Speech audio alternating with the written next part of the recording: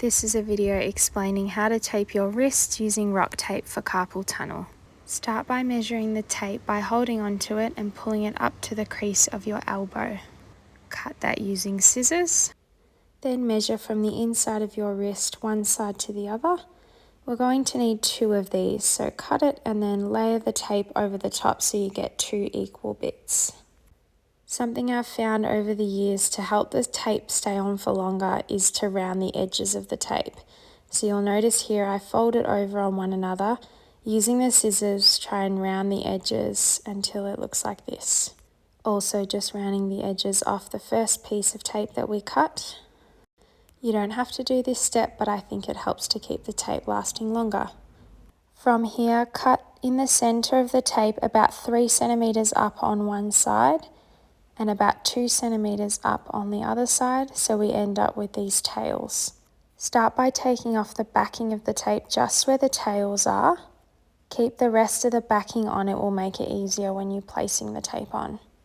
Those tails are placed over the crease of your wrist and just lay them down flat with no stretch.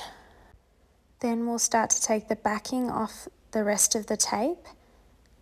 You're going to pull it just before you get to the tails on the other end and just fold that tape backing over. Pull on the tape about 50% of the stretch and lay it on the skin and rub it to activate the tape and get it to stick well. Then for the last bit with the tails, we take the tape off and we just lay this part down flat on the skin and again rubbing it to activate the tape. And that's the first bit of taping done. Next, grab the smaller cuts of tape and pull the backing off on one side. I've split this one in half. You're going to lay the first bit down on one side of your wrist down flat, and then levering off that last bit, pull it about 80% of the stretch as much as you can. Then just lay that last little bit down flat. So there should be no stretch on the 2 ends and about 80% stretch in the center.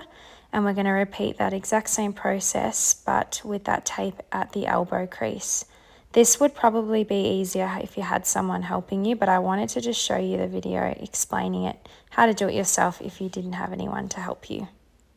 Just make sure you lay that first bit down well and rub it to activate the glue so that when you start to pull on it, it doesn't rip up off your skin. And again, just give everything a good rub to activate the tape and help it stick. And that's the final product. Let me know if you have any questions.